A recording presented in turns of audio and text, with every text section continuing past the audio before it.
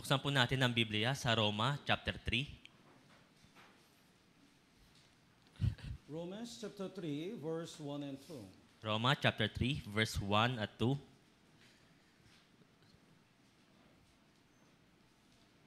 Romans chapter 3, verses 1 and 2. Basahin po natin ng sabay-sabay. 3, 2, 1. Ano nga ang kalamangan ng Hudyo o ano ang pakinabang ng sa pagtutuli? Napakarami. Ang una sa lahat, ipinagkatiwala sa kanila ang mga aral ng Diyos. And verse 10 and 11. Verse 10. Let's read it together. 3, 2, 1. Gaya ng nasusulat, walang matuwid, wala kahit isa. And verse 24. Let's read it together. 3, 2, 1. Sila ngayon ay tinuturing na ganap ng kanyang biyaya bilang kaloob sa pamamagitan ng pagtubos na kay Kristo Jesus.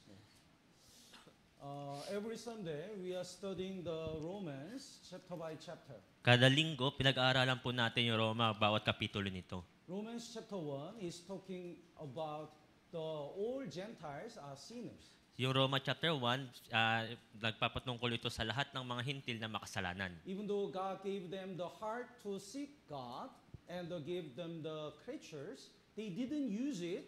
That's why they cannot find the true God. Kahit na ibinigay ng Diyos yung puso para hanapin at saliksikin yung Diyos at yung mga nilikha niya, gayon pa man hindi nila ito ginamit para hanapin yung Diyos. In chapter 2 is talking about the Jewish people.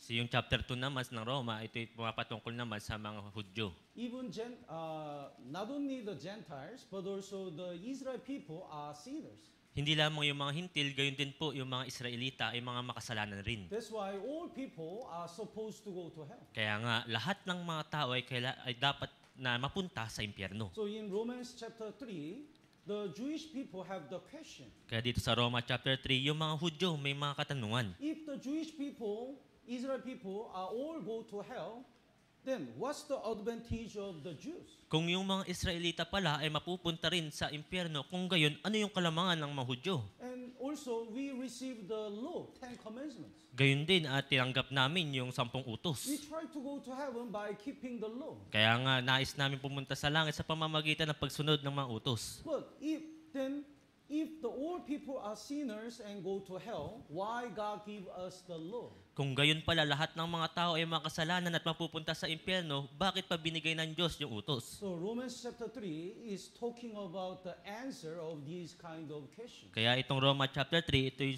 sumasagot sa lahat ng mga katanungan na ito. So today we're gonna learn the lesson through the Romans chapter 3. Kaya ngayong araw, pag-aaralan natin ano yung aral dito sa Roma chapter 3. The verse 1, what advantage then has the Jews, or what is the profit of circumcision? Ano ang kalamangan ng Hudyo o ano ang pakinabang sa pagtutuli?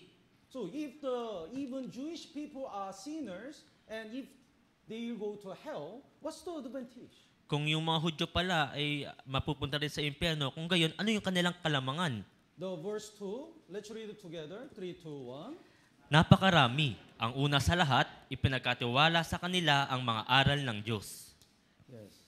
God gave the word of God to Israel people first. Ibinigay ng Diyos yung salita ng Diyos sa mga Israelita muna. So most of the Bible were written by Jews. Halos lahat ng nasa Biblia ay isinulat ng mga Hudyo. It means they realized the will of God first. Ibig sabihin, sila yung unang nakaunawa ng kalooban ng Diyos. It means they had the chance to be saved first. Ibig sabihin, sila yung unang may tsansa na maligtas. So that's the great advantage. Yun po yung napakalaking kalamangan nila. But Israel people rejected the Jesus and the gospel. Ngunit yung mga Israelita, tinanggihan si Jesus at yung Ebanghelyo. That's why they couldn't get salvation. Kaya nga hindi sila maliligtas. Jesus came to Israel first. Si Jesus ay nagtungo sa Israel muna. Because saving Israel people first was God's will. Sapagkat yung pagliligtas sa mga Israelita muna ay yun yung kalooban ng Diyos. But when the Israel people rejected this gospel, the gospel transferred to Gentiles. Ngunit nang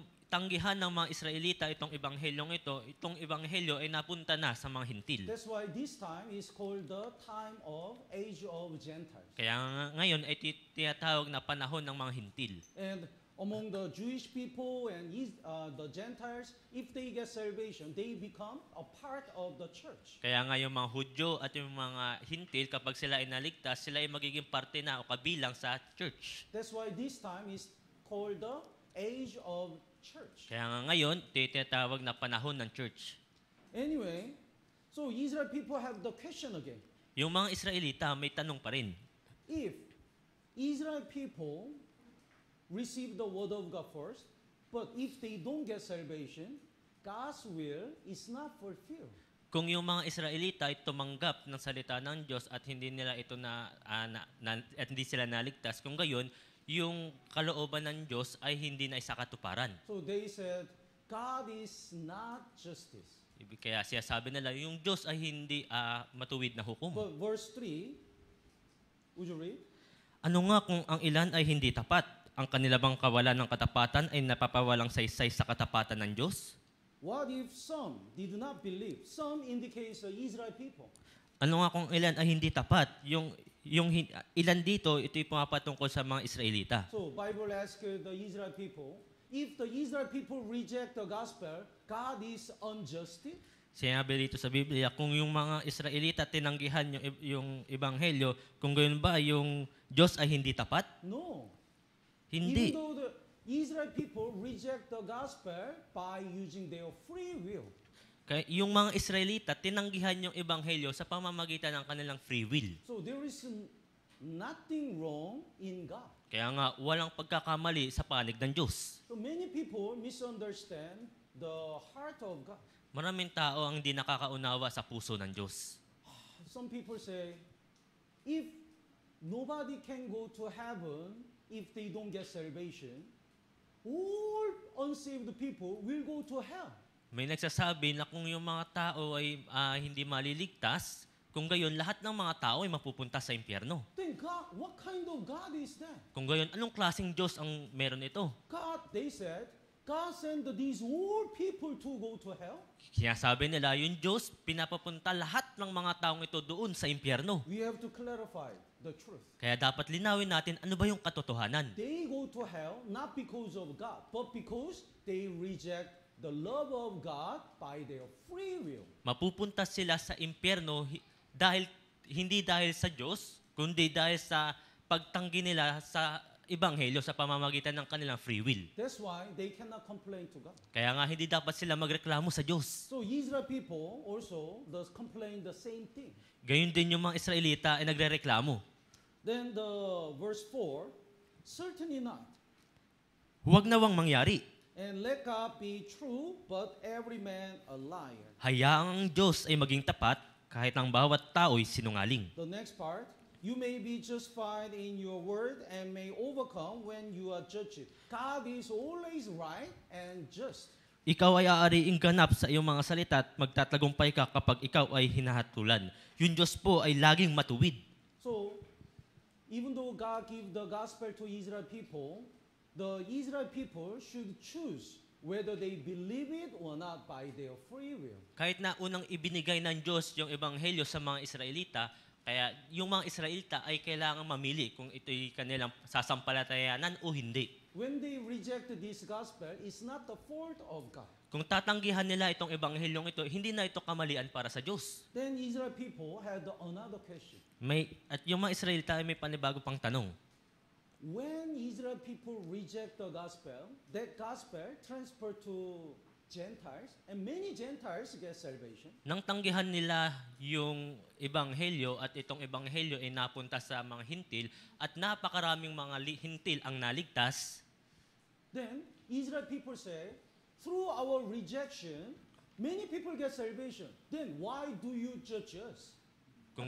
at sasabihin ng at sinabi ng mga Hudyo, kung gayon pala sa aming pagtatanggi, napakaraming hintil ang naligtas. Kung ganon, bakit nyo kami hahatulan? It doesn't make sense. But they said like this, verse 5, Ito sa verse 5, sinabi nila, but if our unrighteousness demonstrate the righteousness of God, what shall we say?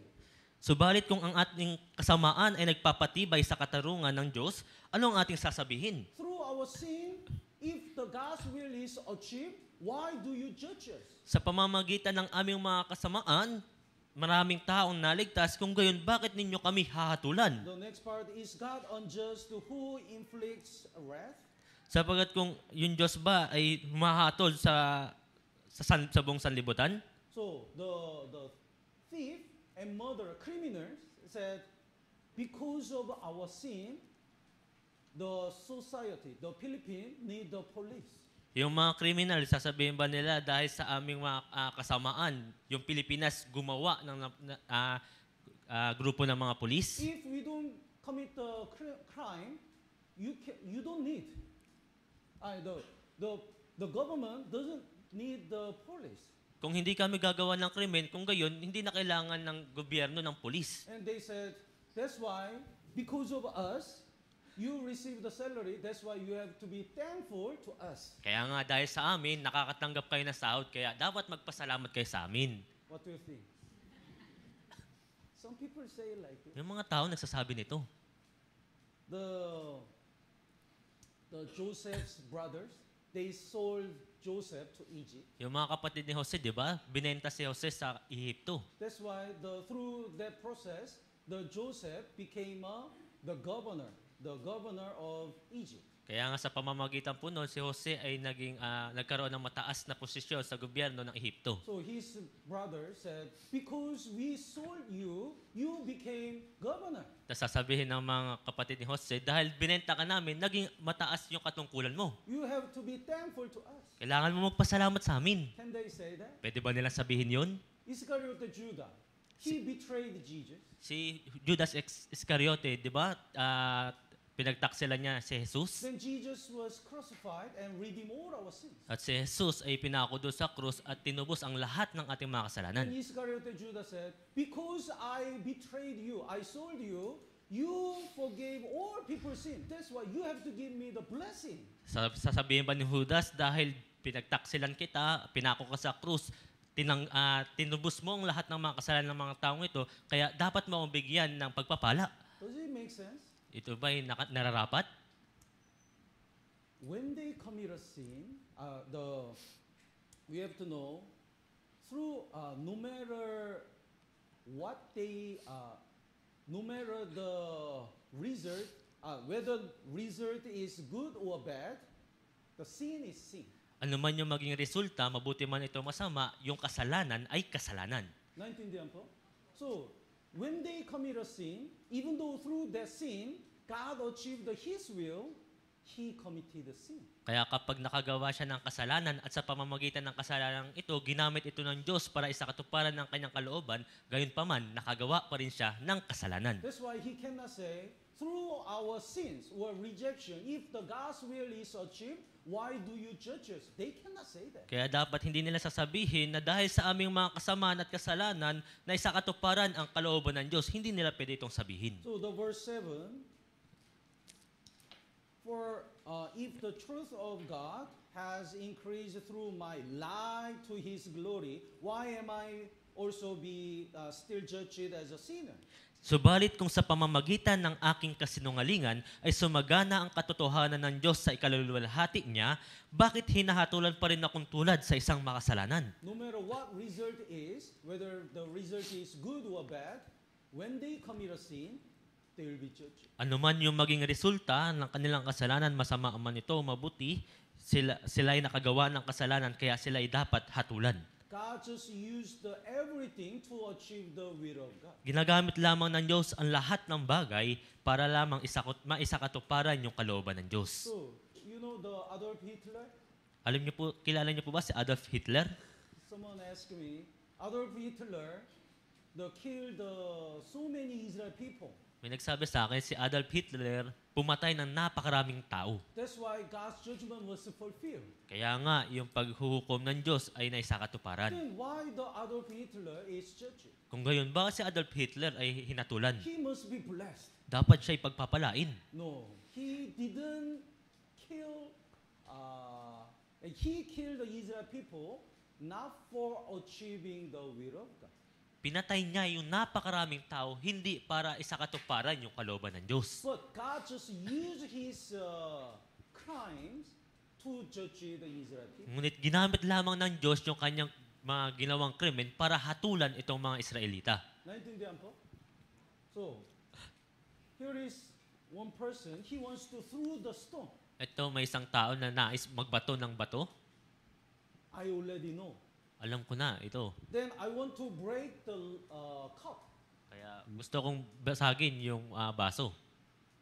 Then, when he threw, if I know everything, I can place the cup in the spot the stone will drop. Kung alam ko ang lahat, kaya kong ilagay yung baso doon sa pwesto kung saan mahuhulog yung bato. Then, through the stone, I can break the cup. Kaya sa pamamagitan ng batong ito, mababasag ko yung baso. At the time, the Hitler wanted to start the war. Nung panahon po na iyon, si Hitler na nais magpasimula ng digmaan. In order to make German united, he need a target. Para magawa niyang magkaisa yung Germany, kailangan niya ng matatarget. That's why even if there were not Jewish people, he tried to make any people as a target. Kaya nga kahit na hindi sila mga Hudyo, tinarget niya pa rin ang mga taong ito. So God just used the Hitler to judge it, Israel people. Kaya nga ginamit lamang ng Diyos si Hitler para para mahatulan itong mga Israelita. So nobody can say, through my sin or rejection, if God's will is achieved, why do you judge me? Kaya nga wala akong dapat makapagsabi na dahil sa pamamagitan ng aking kasalanan na naisakatuparan yung kalooban ng Diyos, kaya dapat hindi ako mahatulan. We have to know, God used everything and everyone to achieve the will of God. Dapat nating maunawaan ito na lahat ng bagay ay ginagamit ng Diyos para lamang maisakatuparan niya ang kanyang kalooban. Please bookmark here and let's look at the Proverbs chapter 16. Punta po tayo sa Kawikaan, chapter 16. Proverbs chapter 16, verse 4. Kawikaan, chapter 16, verse 4.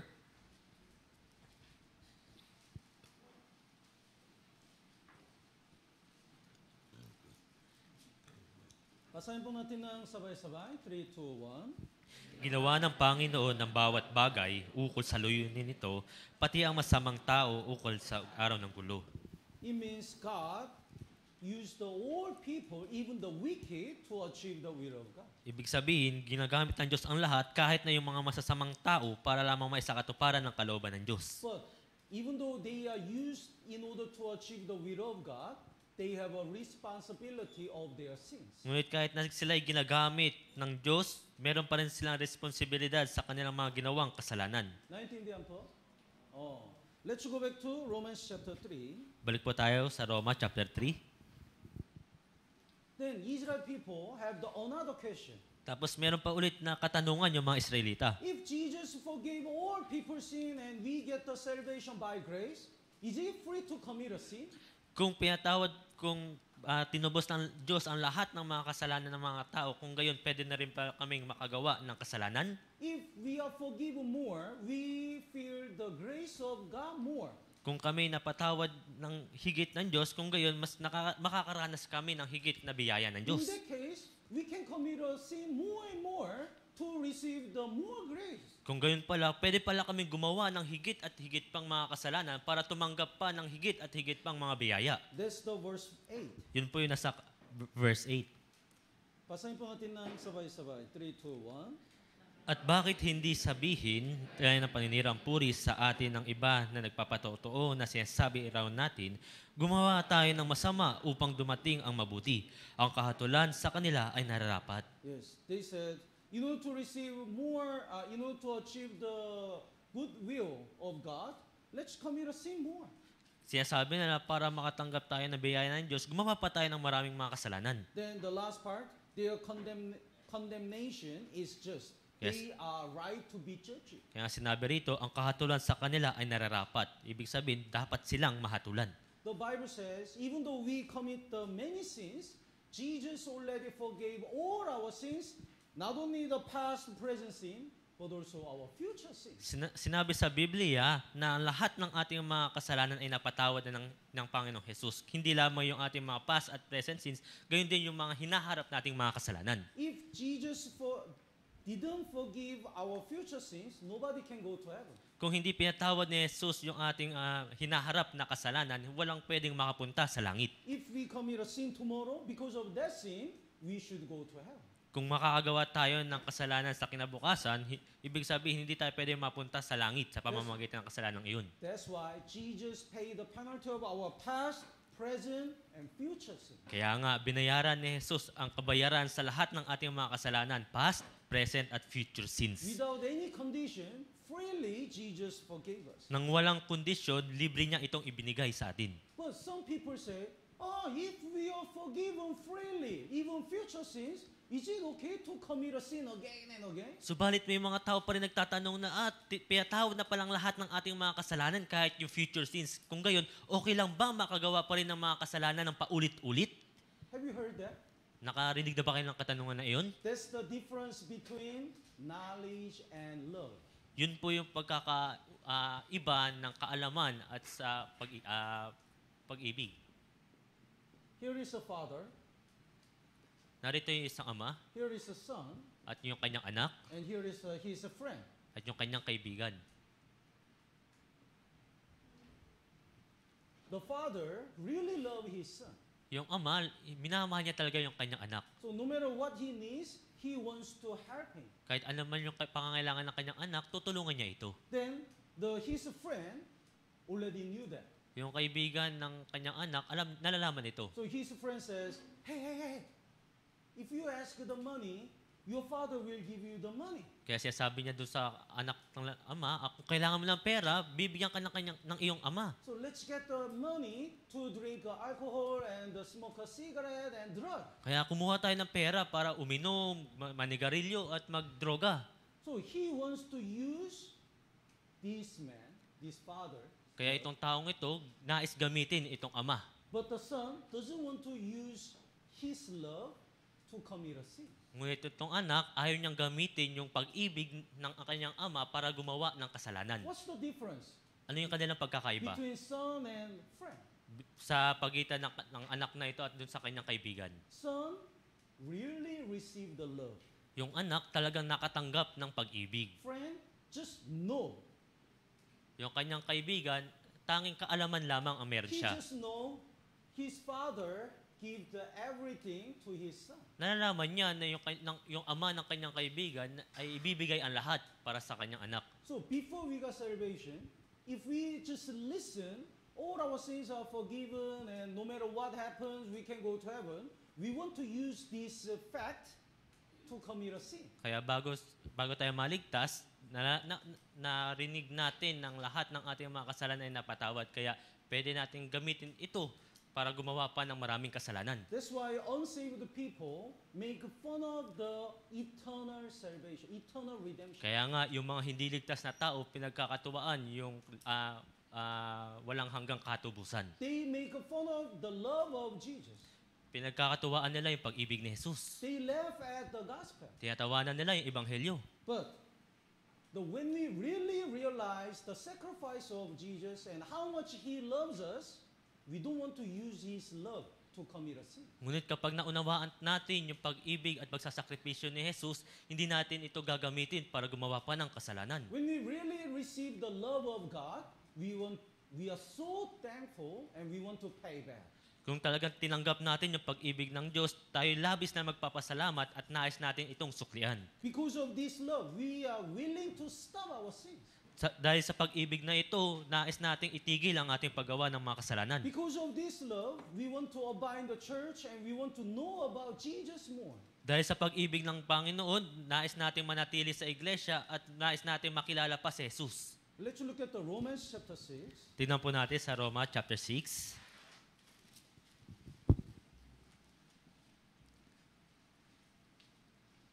Here is the same question. Narito yung pareha na katanungan. What shall we say then?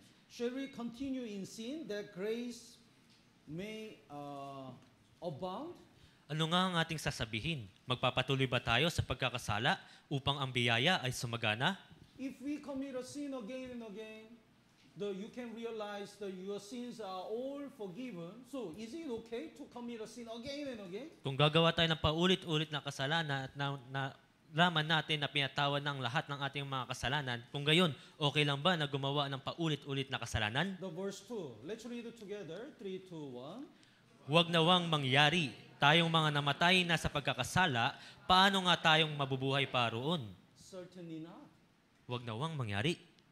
We already know how much Jesus sacrificed for our sins. Nalalaman natin kung paano nagsakripisyo si Jesus para sa ating mga kasalanan. He shed the blood because of our sins. Nagpadanak siya ng dugo para sa ating mga kasalanan. He was naked because of our sins. Siya'y nahubaran dahil sa ating mga kasalanan. He was crucified because of our sins. Siya'y ipinako dahil sa ating mga kasalanan. Then, how can we enjoy to commit a sin again? Kung gayon, paano tayo magsasaya pa sa paggawa ng mga kasalanan? How can we use this love to enjoy our life? Paano natin gagamitin itong pag-ibig na ito para magpakasaya sa ating sariling buhay? Certainly not. Huwag nawang mangyari. If we really realize His great love, we are willing to stop our sin, even though we can go to heaven if we commit a sin. Kung talagang naunawaan natin yung dakilang pag-ibig ng Diyos, nais nating itigil ang paggawa ng kasalanan dahil nais nating bayaran o suklian yung pag-ibig niya. So Jesus saved us to live clean, live holy, because He made us holy. Niligtas tayo ng Panginoon, ginawa niya tayong banal kasi nais niya tayong maging malinis. Then let's go back to Romans chapter 3. Kaya balik tayo sa Roma chapter 3. So after Apostle Paul explained all the answers of the Israel people's question, he concluded, all people are sinners. Pagkatapos na masagot ni Apostol Pablo ang lahat ng mga katanungan ng mga Israelita, nagbigay siya ng konklusyon na ang lahat ng mga tao ay makasalanan. That is verse 9. Narito po yung sa verse 9. Would you read? Ano ngayon? Tayo bang mga Hudyo ay nakakalamang? Hindi. Kahit na sa anong paraan, sapagkat amin nang napatunayan na ang lahat ng tao, maging mga Hudyo at mga Griego, ay nasa ilalim ng kapangyarihan ng kasalanan. Jews and Greeks, all people are sinners. Yung mga Hudyo, yung mga Griego, lahat ng mga tao ay makasalanan. They cannot complain. Hindi sila pwedeng magreklamo. And they cannot blame God. Hindi nila pwedeng sisihin yung Diyos. They have a responsibility of their sins. Meron silang responsibilidad sa kanilang mga kasalanan. So verse 10, there is none righteous, no, not one. Kaya sa verse 10 sinabi, walang matuwid, wala kahit isa. Then Israel people had another question. Kung gayon, may panibagong katanungan na naman yung mga Israelita. We received the law from God. Tinanggap namin yung kautusan mula sa Diyos. We thought by keeping this law, we can go to heaven. Inakala namin na sa pagsunod sa mga kautosang ito, kami ay makakapunta sa langit. If all people are sinners, why God gave us this law? Kung lahat ng mga tao pala ay makasalanan, kung gayon, bakit ibinigay sa amin ng Diyos itong mga kautusan? That is verse 19. Narito po sa verse 19. Basahin po natin ng sabay-sabay. 3, 2, 1. Ngayon ay nalalaman natin na anumang sinasabi ng kautusan, iyon ay sinasabi sa mga nasa ilalim ng kautusan upang matahimik ang bawat bibig at ang buong sanlibutan ay mapasailalim ng hatol ng Diyos. People don't know how much sinful they are. Hindi alam ng mga tao kung gaano sila masama. So, in order to realize our sin, God gave us the law. Kaya para maunawaan natin ang ating mga kasalanan, ibinigay ng Diyos yung kautusan. So, the Bible says, those who are under the law, every mouth may be stopped. Kaya sinabi rito sa mga nasa ilalim ng kautusan upang matahimik ang bawat bibig. Oh, I'm clean. I'm innocent. Malinis ako, inosente ako. Then God says, let's check one by one. Kaya sasabihin ng Diyos, sige, suriin natin isa-isa. According to the 10 Commandments, did you keep this? Did you keep this? Base sa mga 10 kautusan, sinunod mo ba ito? Sinunod mo ba ito? Oh, I broke all the law. Hindi ko nasunod ang lahat ng kautusan. We realize we are guilty and sinful. At maunawaan natin tayo'y guilty at makasalanan. That's the purpose of the law. Ito po yung layunin ng kautusan. Let's look at the verse 20. Verse 20, basahin po natin ng sabay-sabay. 3, 2, 1. Sapagkat sa pamamagitan ng mga gawa ng kautusan ay walang tao na ituturing na ganap sa paningin niya. Sapagkat sa pamamagitan ng kautusan ay ang pagkakilala ng kasalanan.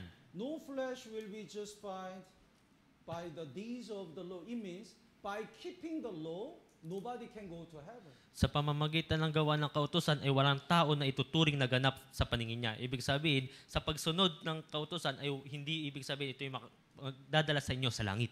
Because if they want to go to heaven by keeping the law, they have to keep all the law all the time. Sapagkat kung nais ninyo mapunta sa langit sa pamamagitan ng pagsunod ng kautusan, kailangan ninyo itong sundin oras-oras.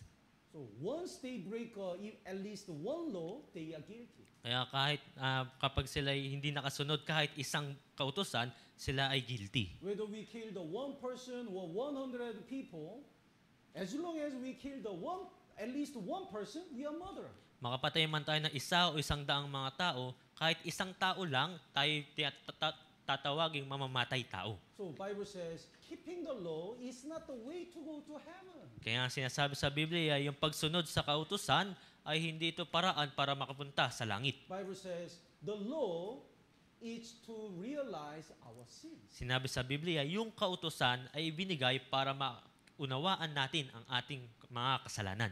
So last part, by the law is the knowledge of sin. Sapagkat sa pamamagitan ng kautusan ay ang pagkakilala ng kasalanan. So law is called the mirror of our heart. Yung kautusan po ay tinatawag na salamin ng ating puso.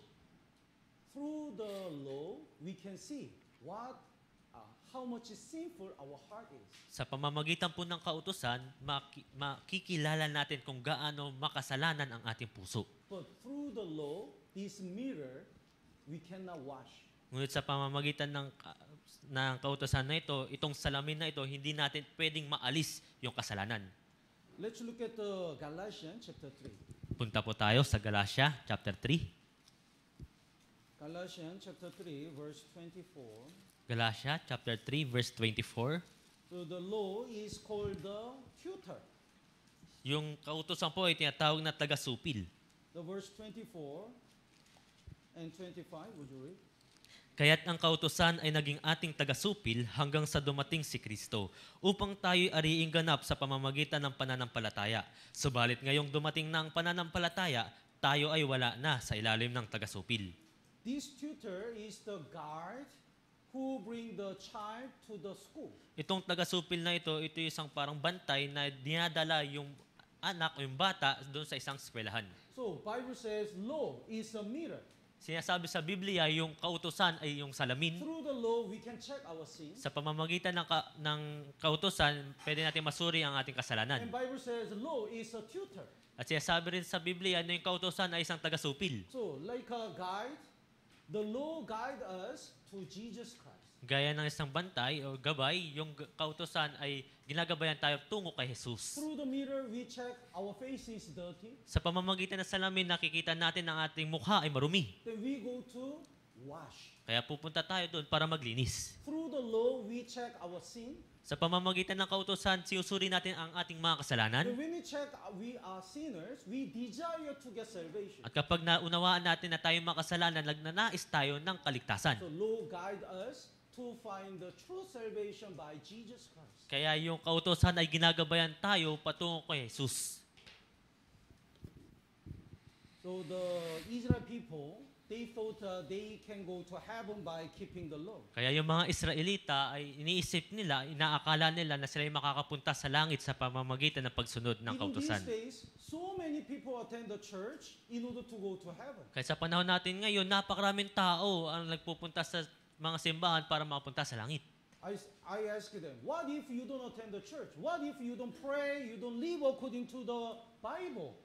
Kaya tanong ko sila, paano kapag hindi kayo nag-church, hindi kayo nananalangin, hindi kayo nagbabasa ng Biblia? They said, then I'll go to hell. Sasabihin nila, kung gayon, mapupunta ako sa impyerno. If I don't do anything, how can I go to heaven? Kung wala akong gagawin, kung gayon, paano ako mapupunta sa langit? So they rely on their own work. Kaya sila ay nagtitiwala lamang sa kanilang sariling gawa.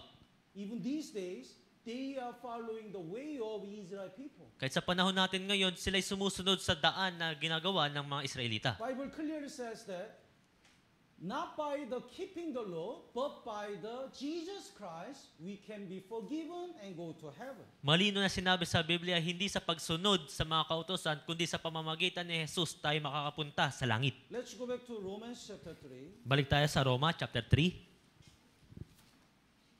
It's called the righteousness of God. Tinatawag itong katwiran ng Diyos. So verse 21, but now the righteousness of God apart from the law is revealed. Subalit ngayon ay pinahayag ang pagiging matuwid ng Diyos. We cannot get salvation by keeping the law. Hindi tayo maliligtas sa pamamagitan ng pagsunod sa kautusan. That's why God prepared another way. It's called the righteousness of God. Kaya nga, naghanda yung Diyos ng panibagong paraan. Ito yung tinatawag ng katwiran ng Diyos. What is that? Ano yun? That is Jesus Christ. Yun po ay si Jesu Kristo. Because Jesus freely redeemed all our sins already, Dahil, by believing this, we can get salvation. dahil si Jesus ay tinubos ng lahat ng ating mga kasalanan ng walang bayad. Sa pamamagitan ng pananampalatayang ito, tayo ay maliligtas. It's for everyone. Ito'y para sa bawat isa. So verse 22, basahin po natin ng sabay-sabay. 3, 2, 1. Ang pagiging matuwid ng Diyos sa pamamagitan ng pananampalataya kay Hesus Kristo sa lahat ng mga sumasampalataya, sapagkat walang pagkakaiba. Yes. All the examples in the Old Testament indicates the Jesus Christ only. Lahat ng mga halimbawa dito sa Lumang Tipan, ito'y pumapatungkol kay Jesus. So all the offerings and the tabernacle and the atonement day, sacrifice lamb indicates the Jesus Christ. Yung mga handog, yung mga tabernakulo, yung kordero, ito'y pumapatungkol kay Jesus. It's for everyone, whether they live in the Old Testament or New Testament. Ito'y para sa lahat, nabubuhay man sila sa panahon ng Lumang Tipan o sa Bagong Tipan. So the Martin Luther said, you squeeze Old Testament, then you can see the blood of the animal. Sinabi ni Martin Luther na pag piniga mo raw yung Lumang Tipan, kung gayon, ito'y maglalabas ng dugo ng mga hayop. But when you squeeze the New Testament, you can see the blood of Jesus Christ. Subalit kung pipigain nyo raw yung Bagong Tipan, makikita ninyo yung dugo ni Jesus. Everyone can get salvation only by the blood of Jesus Christ. Bawat isa ay pwedeng maligtas sa tanging paraan, sa tanging dugo lamang ni Jesus. Even though they don't do anything, they can freely get salvation when they believe this. Kahit na wala silang gawin, pwede kayong maligtas sa pamamagitan ng pananampalataya dito. The verse 24, basahin po natin ng sabay-sabay. 3, 2, 1. Sila ngayon ay tuturing na ganap ng kanyang biyaya bilang kaloob sa pamamagitan ng pagtubos na kay Kristo Jesus. Yes. When the mother cooked the breakfast, after she prepared everything, she called the children. Kapag yung nanay nagluto ng agahan, tatawagin niya ang lahat ng kanyang mga anak. Come and eat. Halika kayo at kumain kayo. Halika kayo, kumain. Tama po ba? Then, what we have to do is, come and eat. Kaya anong gagawin natin? Tayo lalapit at kakain. Because breakfast is already set. Sapagkat yung agahan ay naihanda na. Jesus is calling everyone, come and believe. Si Jesus tinatawag ang bawat isa, halika kayo at manampalataya kayo. It means Jesus already finished all the work paying the penalty of our sins. Sapagkat tinapos na ni Jesus ang lahat ng gawain sa pagtutubos ng ating mga kasalanan. I already redeemed all your sin and paid all your penalty of sins. Tinubos ko na ang lahat ng inyong mga kasalanan at binayaran ko na ang lahat ng mga kabayaran ng inyong mga kasalanan. That's why when Jesus died on the cross, He said, it is finished. Kaya Tapos na, natupad na. Kaya nga, nung namatay si Jesus doon sa krus, bago siya mamatay, sinabi niya, tapos na, natupad na. That's why we don't need to do anything for our salvation. Kaya nga, wala na dapat tayong gawin pa para sa ating kaligtasan. What we have to do is come and believe. Ang kailangan lang nating gawin ay lumapit tayo at manampalataya. So what's the difference between the religions and the Bible? Kaya ano yung pagkakaiba sa pagitan ng relihiyon at ng Biblia? All the religions in the world emphasize do. Lahat ng relihiyon sa buong mundo ay pinagdidiinan ang paggawa. You have to do this, you have to do that, otherwise you cannot go to heaven. Kailangan mong gawin ito, kailangan mong gawin iyan. Kung hindi, kayo hindi mapupunta sa langit. But Bible emphasize it is done. Pero sa Biblia sinasabi, ito'y tapos na. Jesus already forgave us. Pinatawad na tayo ni Jesus. Jesus already paid the penalty of our sins. Binayaran ng lahat ng kabayaran ni Jesus. Jesus already finished everything to save us. Tinapos na ni Jesus ang lahat para sa ating kaligtasan. It is done.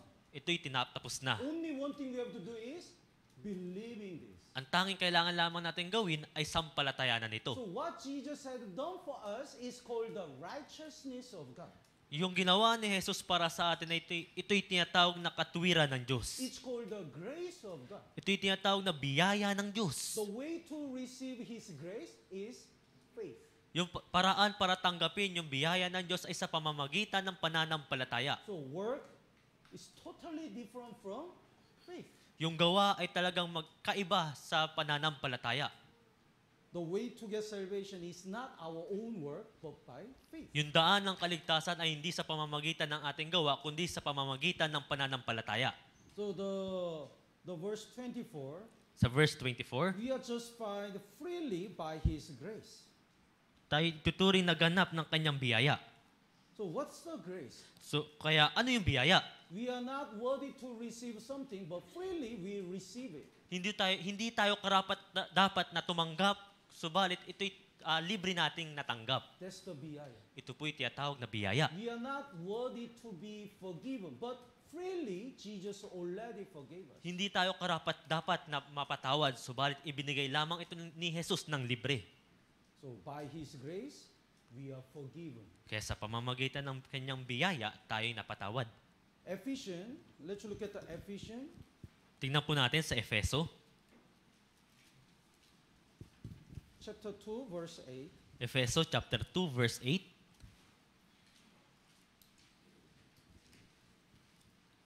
By grace, you have been saved through faith. Sa biyaya, kayo naligtas sa pamamagitan ng pananampalataya. So the way to receive God's grace is faith. Kaya yung paraan para tanggapin yung biyaya ng Diyos ay sa pamamagitan ng pananampalataya. When we believe that Jesus redeemed all our sin, we are saved.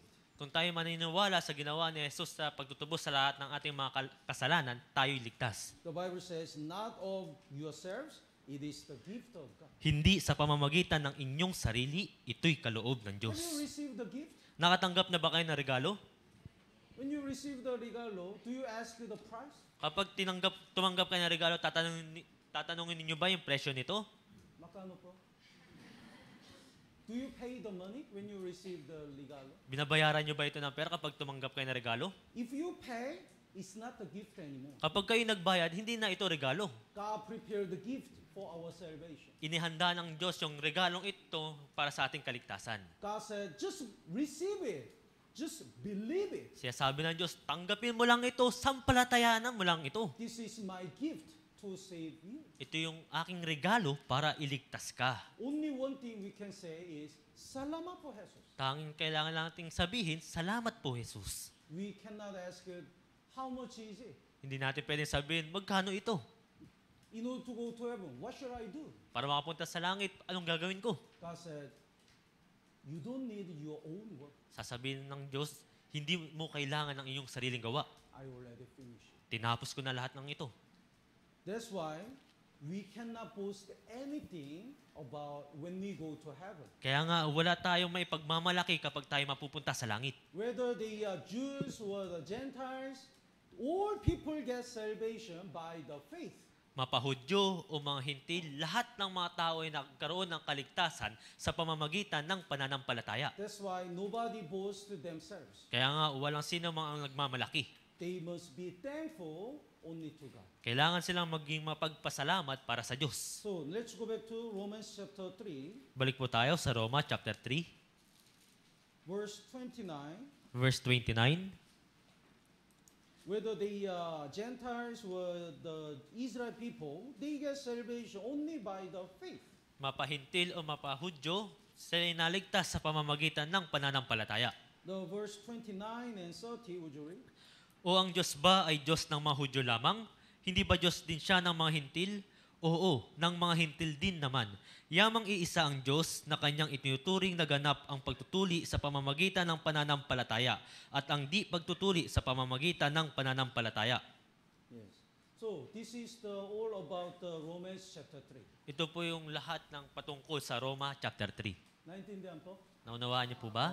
So Romans chapter 1, all Gentiles are sinners. Sa Roma chapter 1, lahat ng mga hintil ay makasalanan. Romans chapter 2, all Israel people also sinners. Roma chapter 2, lahat rin ng mga Israelita ay makasalanan. Romans chapter 3, that's why all people are sinners. Roma chapter 3, kaya nga lahat ng mga tao ay makasalanan. Even though they keep the law, they cannot be perfect. Kahit na sundin nila yung kautosan, hindi sila magiging perpekto. That's why God prepared His righteousness to save us. Kaya nga inihanda ng Diyos ang kanyang katwiran para tayo iligtas. Only when we believe that Jesus redeemed all our sin, by this faith, we get salvation and go to heaven. Tanging sa pamamagitan ng pagtitiwala sa ginawa ni Jesus, sa pamamagitan ng pananampalataya, tayo'y maliligtas. That is the Romans chapter 3. Ito po ito tungkol sa Roma chapter 3. And from now, we're gonna meditate some verses. Kaya ngayon tayo magme-meditate para sa mga ilang verses. The verse 2, Sa verse 2, let's read it together again. 3, 2, 1.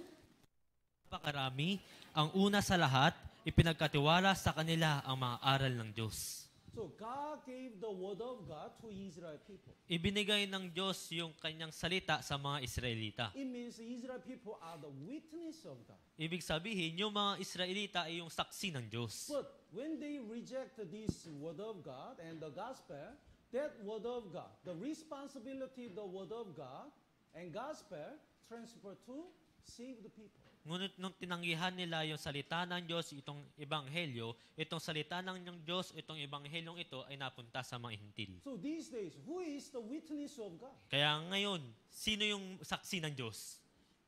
Save the people. Yung mga ligtas na tao.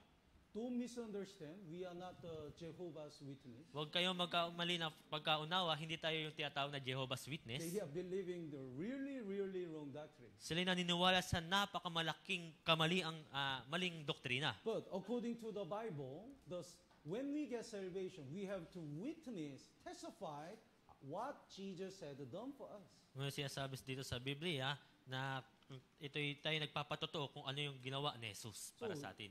The Israel people, they are witness of God. That's why through Israel people, everyone can know the will of God. Kaya yung mga Israelita ay mga saksi ng Diyos, kaya nga ang bawat isa ay pwedeng makilala sino ba yung Diyos. These days, through the saved people, people can realize the will of God. Sa pamamagitan ng mga ligtas na tao, yung mga tao pwedeng malaman nila yung kalooban ng Diyos. Who can testify the God's plan about the rapture and the last signs, Jesus' second coming, 7 years tribulation, and millennium kingdom?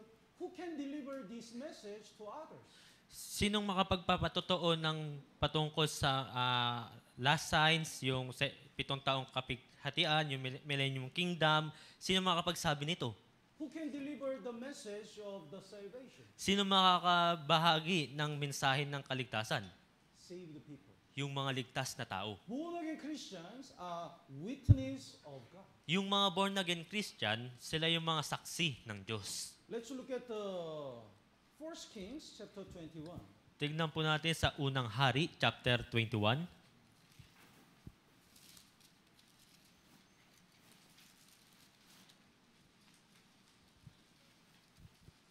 First Kings chapter 21. Here is a story about Ahab and Naboth. Dito sa unang hari, chapter 21, narito yung isang kwento patungkol kay Ahab at Nabat. King Ahab wants the vineyard of the Naboth.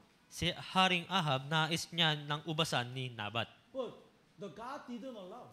Subalit hindi ito pinahintulot ng Diyos. So in order to keep the commandment of God, Naboth refused.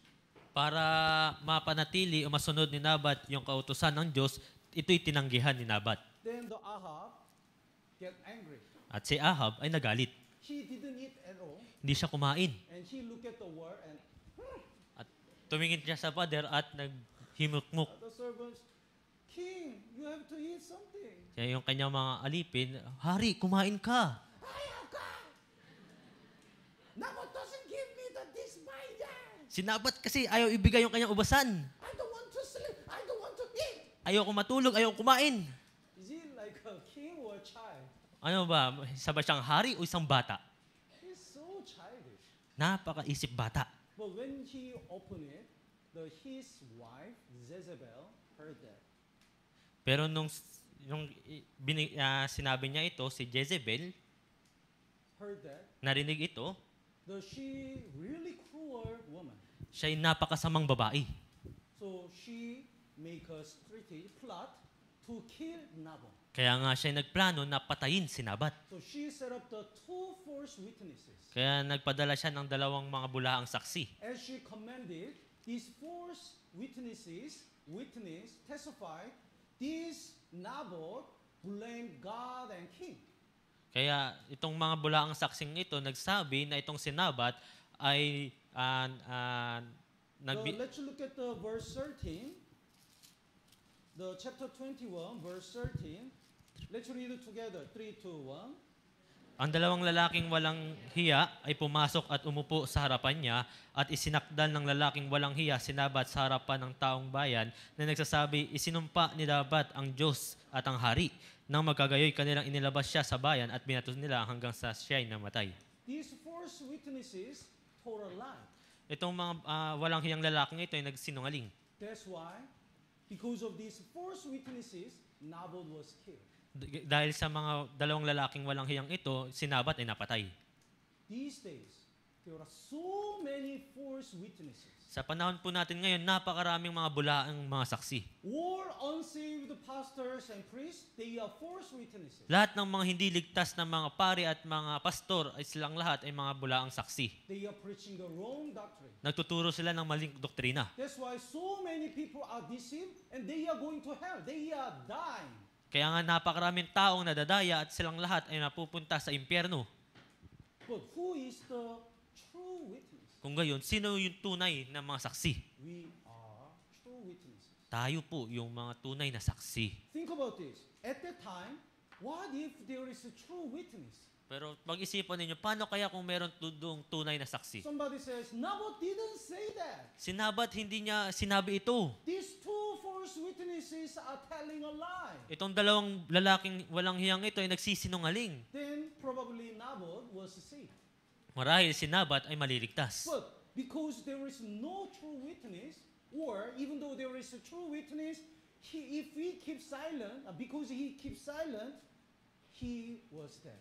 Ngunit dahil walang tunay na saksi o kahit na meron tunay na saksi, subalit hindi siya nagsalita at nanahimik lamang siya, si Nabat ay namatay. 나인tindihan po? We are the true witness. Tayo po yung mga tunay na saksi. What if we keep silent? Paano kung tayo mananahimik lang? Nobody knows how to get salvation. Walang sino man makakaalam ng kaligtasan. If we don't preach the gospel, if we don't invite anyone, how can they know? Kung hindi natin ipapahayag yung ebanghelyo, hindi tayo mag-iimbita, kung gayon, paano nila malalaman What kung, Jesus said done for them. kung ano yung ginawa ni Jesus para sa kanila? Let's look at the Matthew chapter 28. Tingnan po natin sa Mateo chapter 28. Jesus died on the cross and he resurrected after third day. Si 3 Jesus days. ay namatay at doon sa krus at pagkatapos ng 3 araw siya ay muling nabuhay. And there were guards who kept the tomb of Jesus. Merong mga bantay na nagbabantay ng libingan ni Jesus. So when they realized that Jesus resurrected and his tomb is empty, they got surprised. Nung nalaman nila na yung libingan ni Jesus ay walang laman, sila'y nagulat. That's why they informed to the priest. Kaya nga sila'y nagsabi doon sa mga pari. Then the verse 11 and 12, would you read? Habang patungo sila roon, ang ilan sa mga bantay ay pumunta sa lungsod at ibinalita sa mga punong pari ang lahat ng mga bagay na nangyari. Pagkatapos makipagpulong sa matatanda, nagpanukala sila na magbigay ng sapat na salapi sa mga kawal. Then verse 13 and 14, let's read it together. 3, 2, 1. Na sinasabi, sabihin ninyo ang kanyang mga alagad ay dumating ng gabi at sila'y kanilang ninakaw samantalang kami natutulog. Kung mabalitaan ito ng gobernador, hikayatin namin siya at ilalayo namin kayo sa gulo. Yes. They said, think about this. If the people know that Jesus is raised up from the dead, all people will believe in Jesus and follow Jesus. Isipin ninyo ito, kung yung mga tao nalaman na si Jesus ay muling nabuhay mula doon sa patay, kung gayon lahat ng mga tao ay sasampalataya kay Jesus. And they'll know the high priest and the priest, they are fake. Kaya malalaman nila yung mga punong pari, yung mga pari, sila yung mga peke. That's why they said to the guard, don't say the Jesus is resurrected. Kaya nga sinabi nila doon sa mga kawal, huwag ninyong sasabihin na si Jesus ay muling nabuhay. You just inform the disciples stole the dead body. Ibalita nyo lamang na yung mga kanyang mga alagad ay ninakaw yung kanyang katawan. And this guard had the two choices. At itong mga gwardiya na ito, mga kawal na ito ay may dalawang option. To testify the truth or hide the truth. Magpatotoo o ilihim yung katotohanan. They decide to hide the truth because of the money. Pinili nilang ilihim yung katotohanan dahil sa pera. That's why so many people are affected because of their false witnesses. Kaya maraming taong naapektuhan dahil sa kanilang maling pagpapatotoo. The verse 15, basahin po natin ng sabay-sabay. 3, 2, 1. At ginawa nga ng mga tumanggap ng salapi ang ayon sa itinuro sa kanila. Ang salitang ito ay kumalat sa mga Hudyo hanggang sa araw na ito. So even these days, many people share the wrong doctrine. Kahit sa panahon po natin ngayon, napakaraming tao nagbabahagi ng maling doktrina. That's why so many people are going to hell. Kaya nga, napakaraming taong mapupunta sa impyerno. So many people are deceived. Maraming tao ang nadadaya. But we are true witnesses. Ngunit tayo yung mga tunay na mga saksi. We cannot keep silent. Hindi dapat tayo manahimik. We have to share the truth to save lost souls. Kailangan nating ibahagi itong katotohanan ito para magligtas ng mga ligaw na kaluluwa. If we keep silent, if we don't invite anyone who has a responsibility when they go to hell. Kung mananahimik tayo at hindi tayo mag-iimbita, sinong may responsibilidad kung ang mga taong ito ay mapupunta sa impyerno?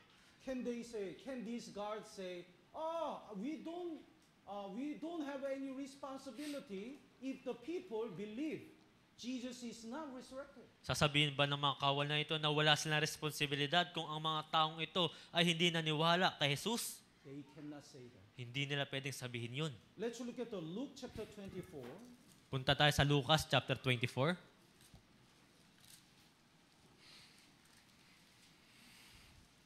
Luke chapter 24, verse 47. Lucas chapter 24 verse 47. Would you read? At ipangaral ang pagsisisi at pagpapatawad ng mga kasalanan sa kanyang pangalan sa lahat ng mga bansa mula sa Jerusalem. We realize the forgiveness of sins. Naunawaan natin yung kapatawaran ng ating mga kasalanan. That's why God called us the witness for this gospel. Kaya nga tayo tinawag ng Diyos bilang saksi para sa ebanghelyong ito. The verse 48, basahin po natin ng sabay-sabay. 3, 2, 1. Kayo'y mga saksi ng mga bagay na ito. Yes. We are the saksi ni Jesus. Tayo mga saksi ni Jesus. And we are the saksi ng Ebanghelyo. At tayo saksi ng ebanghelyo. Tama po ba? Then think about it. When I meditate about the witness, even though he is a witness, if he is cold, if he is afraid, he will not witness. Nung pagbulay-bulayan ko ito patungkol sa saksi, kung itong saksing ito ay takot, hindi siya pwedeng maging tunay So saksi. saksi must be brave. Kaya dapat yung saksi ay maging matapang. These guards already knew the truth, Itong but they are afraid. Itong mga kawal na ito, nalalaman nila yung katotohanan, subalit sila yung mga takot. That's why they didn't share the truth. Kaya nga, hindi nila ibinahagi yung katotohanan. Let's look at the Acts chapter 4. Punta tayo sa Gawa, chapter 4.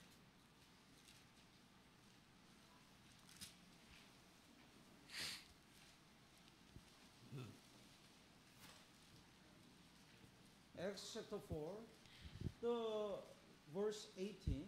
Gawa, chapter 4, verse 18. Would you read?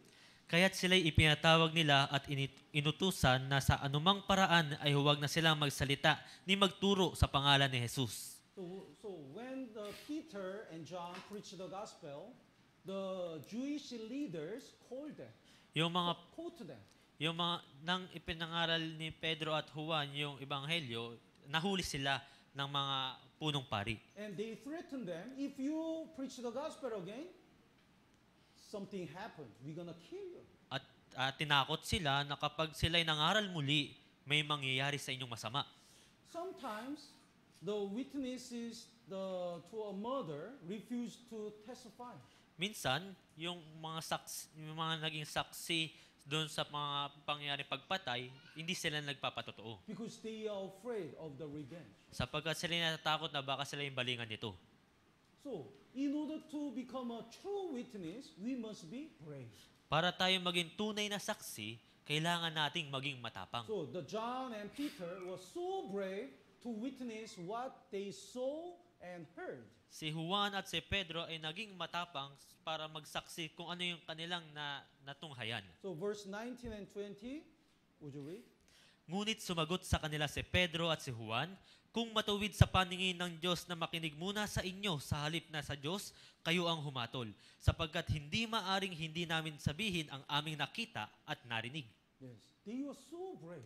Napakatapang nila. That's why we cannot but speak the things which we have seen and heard. Sapagkat hindi maaring hindi namin sabihin ang aming nakita at narinig. When we get salvation, sometimes we have a persecution. Noong tayo naligtas, minsan nagkakaroon tayo ng mga taga-usig. Sometimes we have to decide to be separated from our family or our lovers. Minsan kailangan natin magdesisyon at kung tayo hihiwalay sa ating pamilya o sa ating mga minamahal. Sometimes our family persecute us not to go to the church. Minsan yung ating mga pamilya, inuusig tayo na huwag tayo magpunta sa church. They said, from the childhood, we are Roman Catholic Church. Sinasabi nila na mula nung ikaw'y bata pa tayo mga Romano Katoliko na. But you just listen to the Bible seminar for 5 days and you decide to transfer to Ultica Church? Tapos nakinig ka lamang ng Bible seminar sa 5 araw, tapos nagdesisyon ka na lilipat ka na dito sa Ortigas Church. Stop it. Tumigil ka. Don't say anything. Huwag mong sabihin yan. If we follow their word, we cannot be the true witness. Kung susundin natin yung kanilang mga sinasabi, hindi tayo pwedeng maging tunay na saksi. We have to say, I understand, but this is the truth. Naunawaan ko po, pero ito po yung katotohanan. I cannot stop sharing the truth. Hindi ko pwedeng pigilan na magsabi ng katotohanan. So if we stop sharing the truth, nobody can get salvation. Kung titigil tayo sa pagsabi ng katotohanan, kung gayon walang maliligtas. And as a witness, we have to go to testify. At bilang isang saksi, kailangan nating humayo at para magpatotoo. Let's look at Acts chapter 1, verse 8.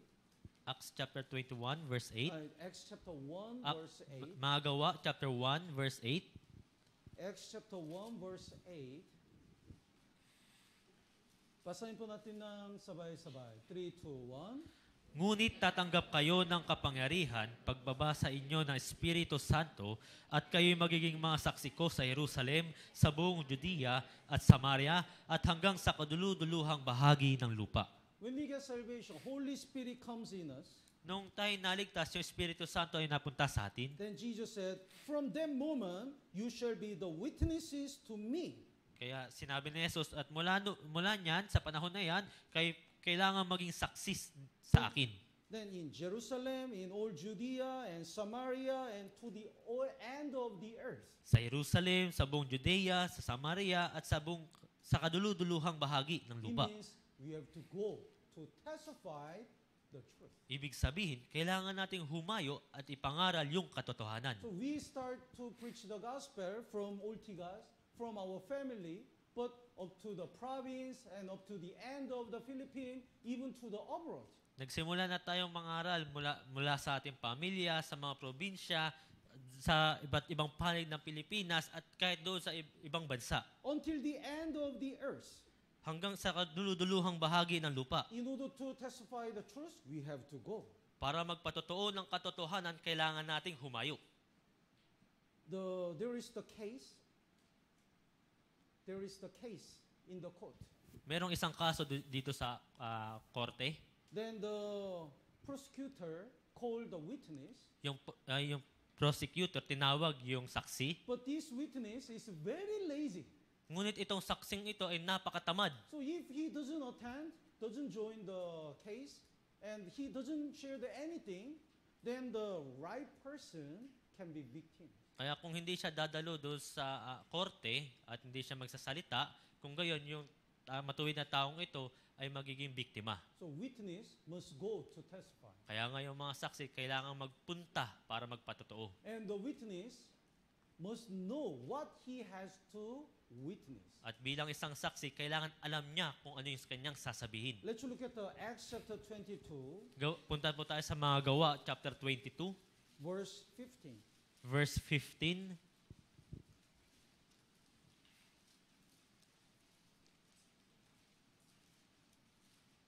God is talking about the Apostle Paul.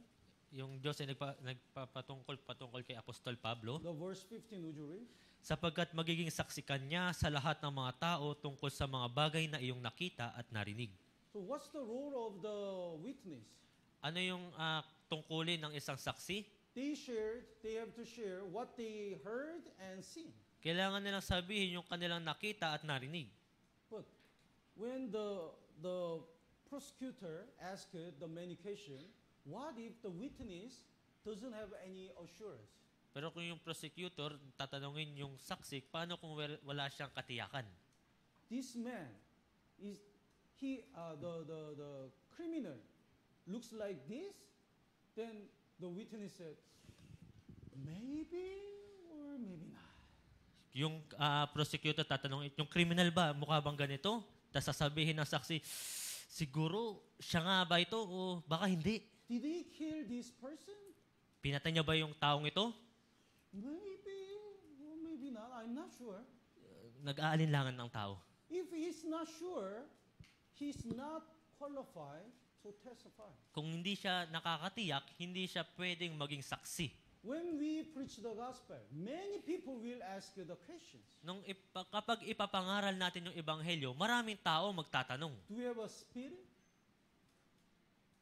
Do we have a spirit? Meron ba tayong espiritu? The Bible is the truth? Yung Biblia ba ay totoo? Is there any evidence? Meron bang mga ebidensya? What will happen in the future? Anong mangyari sa hinaharap? What will happen after we die? Anong mangyari pag namatay tayo? And with our sin, how can we go to heaven? At sa pamamagitan ng ating kasalanan, paano tayo mapupunta sa langit? Why am I a sinner? Bakit ako makasalanan? And even though we commit a sin again and again, can we go to heaven? At kahit na paulit-ulit tayo nakakagawa ng kasalanan, pwede pa rin ba tayo mapunta sa langit? They ask us so many questions. Magtatanong sila ng napakarami. But if the witness, as a witness, if we are not sure of any answers, how can they believe our Ngunit our witness? Ngunit kapag bilang isang saksi ay hindi nakakatiyak sa mga kanyang sinasabi, kung gayon, paano tayo magiging isang tunay na saksi? Tama po ba?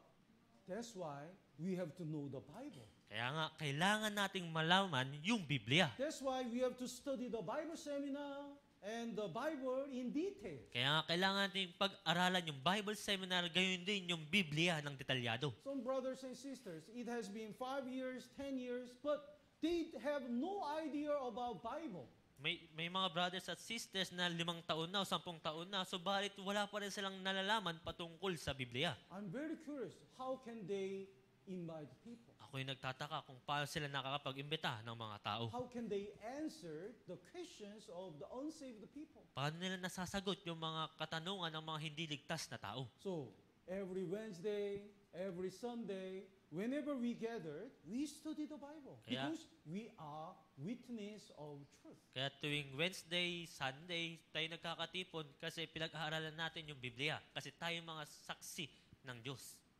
The Bible says we are witnesses. Sinasabi sa Biblia na tayo ay mga saksi. And amazing thing is, we are witness of God, and God is witness of our life. At yung nakakamangha pa rito, tayo saksi ng Diyos at yung Diyos yung saksi ng ating buhay. Let's look at the Job chapter 16. Sa Job chapter 16, Job chapter 16, Job kapitulo 16, verse 19. verse 19. When the Job had the many sufferings, his friends blamed him. Nung si Job ay nagkaroon ng napakaraming kahirapan, yung kanyang mga kaibigan ay sinisi pa siya. They said, maybe you are wrong. That's why you have many sufferings. Sinasabi na marahil mayroong kang pagkakamali, kaya ngayon napakarami mong kahirapan. But the Job didn't do anything wrong. Pero si Job, wala siyang anumang nagawang kamalian. At the time, he said, the verse 19, Basahin po natin ng sabay-sabay. 3, 2, 1. Kahit na ngayon, ang aking saksi ay nasa kalangitan, at siyang nagtatanggol sa akin ay nasa kaitasan. Yes. My witness is in heaven. Ang aking saksi ay nasa kalangitan. His witness is God.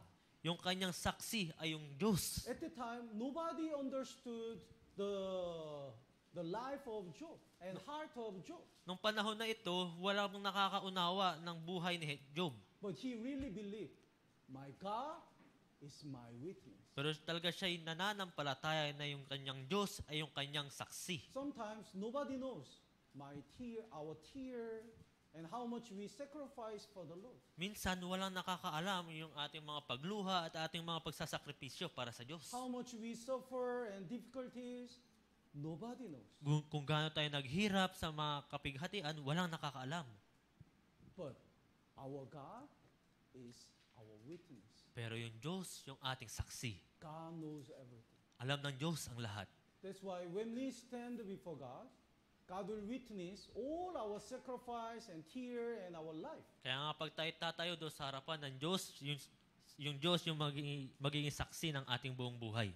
When the Maria broke the costly oil and poured the oil to Jesus, other people blamed Maria. Nang si Maria ay binuhos yung mamahaling langis kay Jesus, na maraming tao ang sinisisi si Maria. Why do you waste all the costly oil? Bakit mo sinasayang itong mamahaling langis na ito? But at the time that Jesus said, why do you trouble that woman? Sinabi ni Jesus, bakit ninyo ginagambal?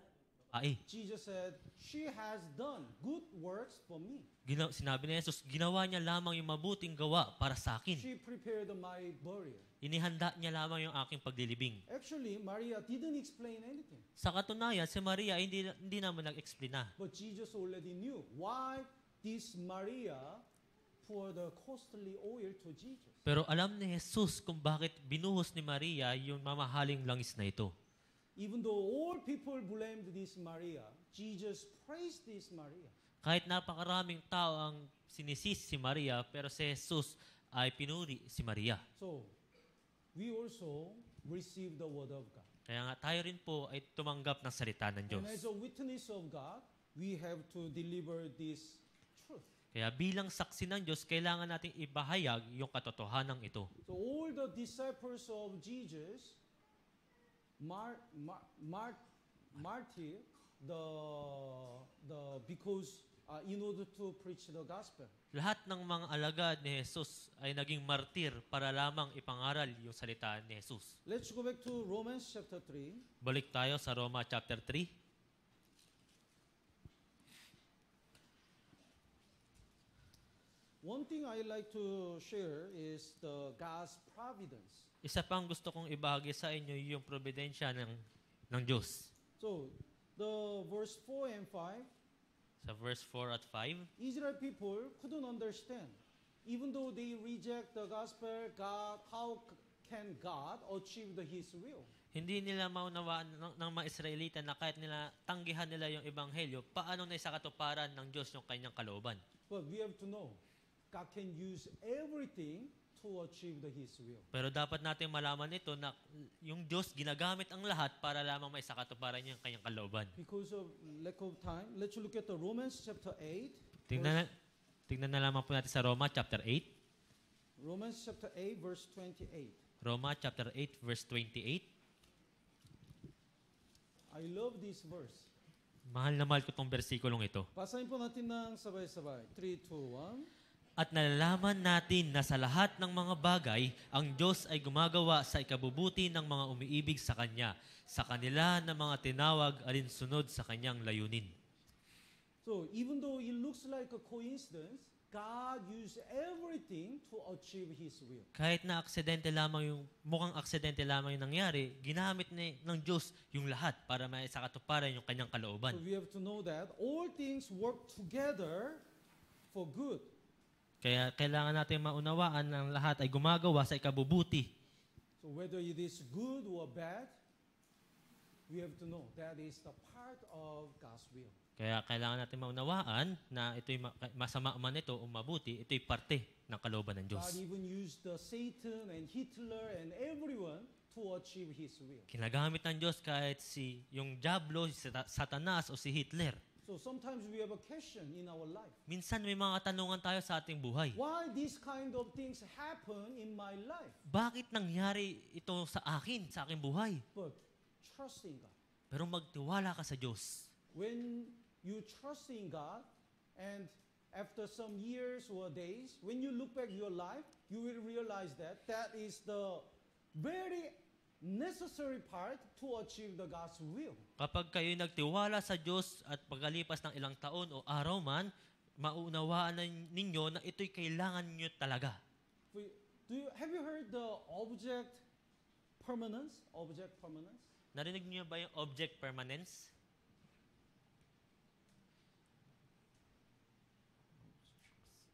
Object permanence.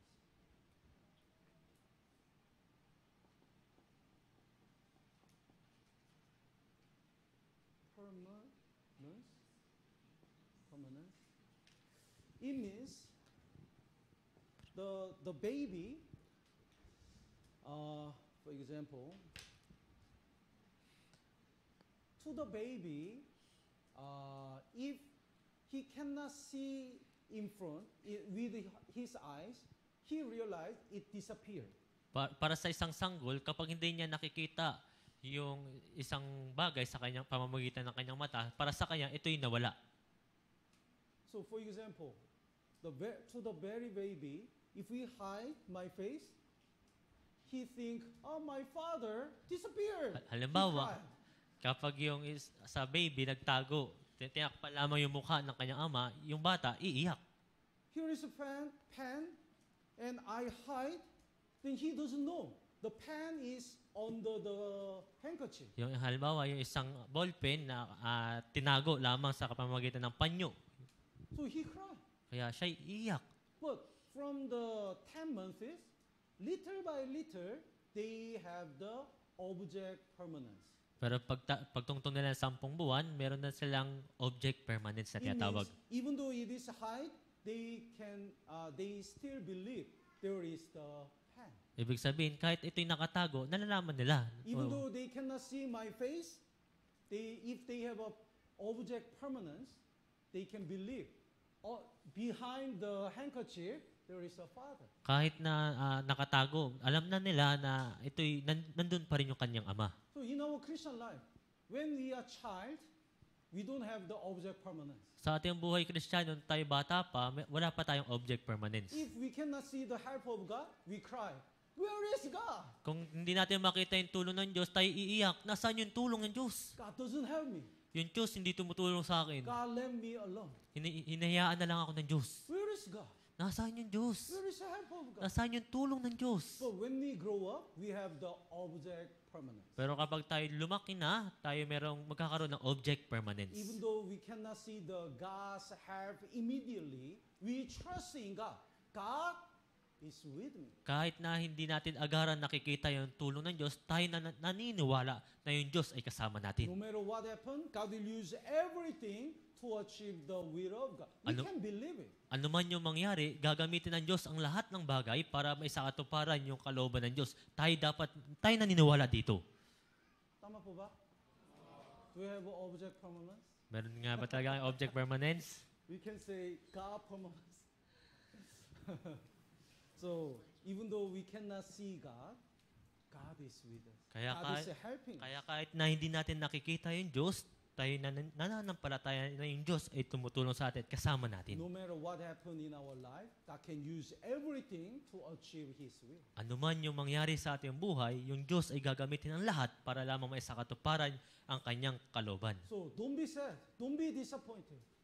Kaya huwag kayong malungkot o manlumo.